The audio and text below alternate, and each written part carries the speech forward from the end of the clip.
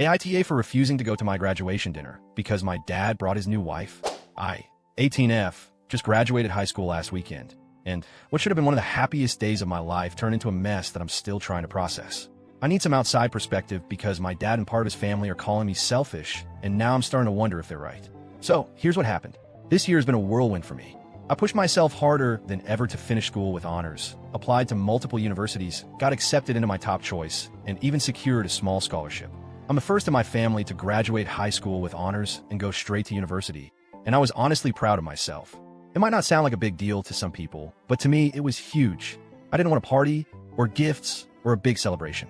All I asked for was a quiet family dinner after the ceremony. Nothing extravagant, just my mom, my dad, and my younger brother, 16M. That's it. One peaceful evening where we could all sit at the same table, eat a meal, and celebrate this milestone together. Here's where it gets complicated.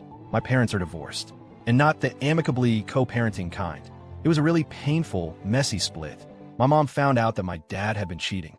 The details were fuzzy, but everyone kind of knew that his now wife, Kim, was already in the picture before the divorce was final. My mom never tried to poison us against him, but I remember nights where she cried in the kitchen when she thought we were asleep. The betrayal really broke her. That said, both of my parents have made efforts to keep it civil for my brother and me. They show up to school events without drama, smile for pictures, even sit near each other sometimes. It's awkward, sure, but manageable. So when I asked them to have dinner together after my graduation, it didn't feel like too much. The one thing I specifically asked for, pleaded for, really was that Kim not come. I wasn't trying to be petty. I wasn't asking to exclude her from my life forever. I just wanted one night where my mom didn't have to sit across from the woman she believes contributed to the end of her marriage. One night for her to hold her head up without gritting her teeth. When I spoke to my dad about it, he didn't seem thrilled, but he nodded and said he understood. That it was my night, and he wouldn't make it harder. I believed him. Graduation day itself was amazing. The ceremony was long and hot, as those things usually are, but I didn't care. I walked across that stage, heard my name called with honors, and saw my family standing and clapping. For a moment, everything felt right. We took photos outside afterward. My mom hugged me so tightly. My dad looked proud. My little brother kept pretending not to cry, which was kind of adorable. It felt like just for that day, everyone could be on the same team. Then came dinner. I had made a reservation at a nice restaurant. Not fancy, but cozy and special. Something we could all enjoy. I arrived a bit later than everyone else because I had stayed back to take a few pictures with friends. When I walked in and saw who was already seated at the table, my heart dropped. Kim was there, wearing a white dress, sitting next to my dad. Sipping from a wine glass like this was her event too. My mom looked like someone had punched her in the stomach. Her face went pale, and she was clearly trying not to react. She wasn't crying or yelling. She just looked stunned and so small. My little brother gave me this look like, please don't explode. But I didn't need to explode.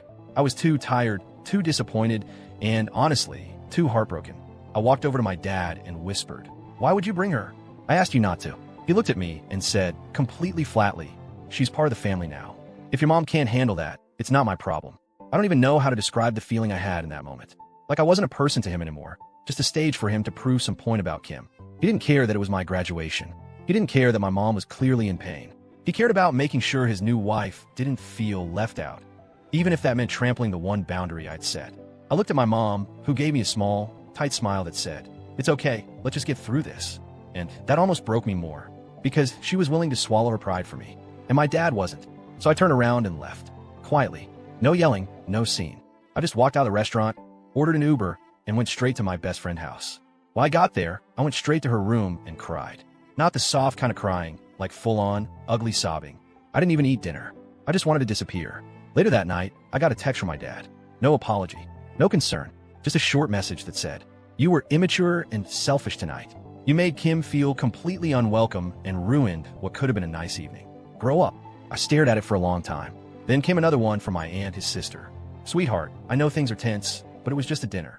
You didn't have to overreact like that. Sometimes you just need to be the bigger person and let it go." Let go? Let go of what? My own graduation dinner? My one request? I didn't respond. I didn't trust myself to say anything that wouldn't burn every bridge in the process. My mom hasn't said much about the incident since. I think she feels guilty, like if she had just put on a better face, none of it would have happened. But she doesn't need to apologize. She respected my boundary. My dad didn't. It's been a few days now, and I still feel sick when I think about it. Not just because of what happened, but because of how quickly my dad turned it on me. Like I was the problem. Like I ruined the evening. But I didn't cause a scene. I didn't yell or cry or demand that Kim leave. I simply removed myself from a situation where I felt disrespected and ignored. I didn't want to celebrate anymore. I didn't want to sit there pretending that everything was fine when it wasn't. And I'm tired of always being the one who's expected to swallow my feelings for the sake of everyone else. For years, I've watched my mom do it. Smile through pain. Be polite when she shouldn't have to be. And now I'm supposed to do the same? On my night? I don't hate Kim. I don't even blame her fully for what happened. But I don't owe her a seat at every table, especially not at the one I specifically asked her not to be at. I'm not trying to keep her out of my life forever. I just wanted one dinner, one evening, 2 hours. I'm heartbroken that my dad chose this hill to die on. Now, my dad won't talk to me. My aunt keeps texting me to apologize to Kim. My brother says he gets why I left, but he wishes I just stuck it out for a couple hours. And I'm left wondering, did I overreact? Should I have just smiled, eaten dinner, and dealt with it? Or was it okay for me to draw that boundary and walk away when it was violated? I really don't know anymore. So, AITA?